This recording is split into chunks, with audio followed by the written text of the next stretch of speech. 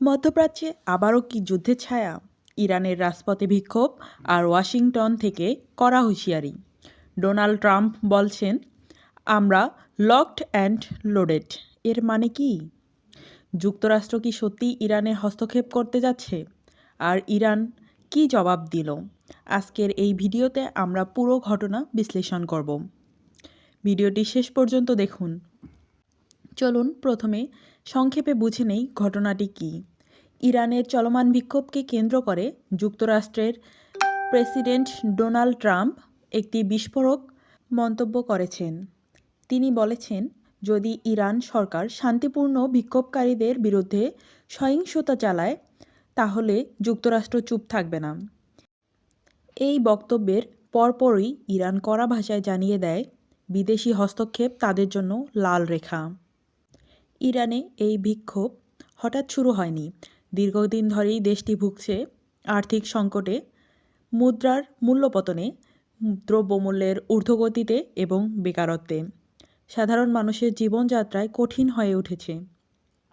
প্রথমে এই বিক্ষোভ ছিল অর্থনৈতিক দাবিতে, কিন্তু ধীরে ধীরে তা রূপ নেয় সরকারি নীতি, প্রশাসনের বিরুদ্ধে অসন্তোষে।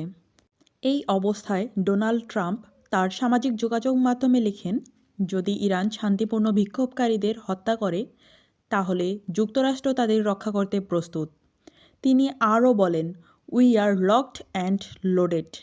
এই কথার অর্থ কী? লকড অ্যান্ড লোডেড একটি সামরিক শব্দ, যার মানে সেনাবাহিনী সম্পূর্ণ প্রস্তুত, প্রয়োজনে দ্রুত পদক্ষেপ নেওয়া সক্ষমতা রয়েছে।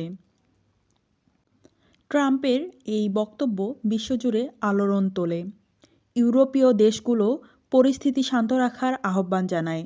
মানবাধিকার সংস্থাগুলো ইরানে সহিংসতা বন্ধের দাবি তোলে। জাতিসংঘ উদ্বেগ প্রকাশ করে। বিশেষজ্ঞরা বলছেন, এই ধরনের বক্তব্য পরিস্থিতি আরও উত্তাপ করতে পারে। এবার আসি ইরানের প্রতিক্রিয়ায়। ইরান সরাসরি জানিয়ে দেয়, যুক্তরাষ্ট্রের এই বক্তব্য তারা অগ্রহণযোগ্য মনে করে। ইরানের কর্মকর্তা বলেছেন, ইরানের আভ্যন্তরীণ বিষয়ে হস্তক্ষেপ বরদাস্ত করা হবে না। এটি জাতীয় নিরাপত্তার প্রশ্ন। যে কোনো হস্তক্ষেপের জবাব দেওয়া হবে তাদের ভাষায়। এটি আমাদের লাল রেখা। এই উত্তেজনা কেন এত গুরুত্বপূর্ণ? কারণ যুক্তরাষ্ট্র ও ইরানের সম্পর্ক বহুদিন ধরেই বৈরী, পারমাণবিক চুক্তি নিয়ে বিরোধী। মধ্যপ্রাচ্যের প্রভাব বিস্তারের লড়াই, যে কোনো ভুল পদক্ষেপ পুরো অঞ্চলে অস্থিরতা সৃষ্টি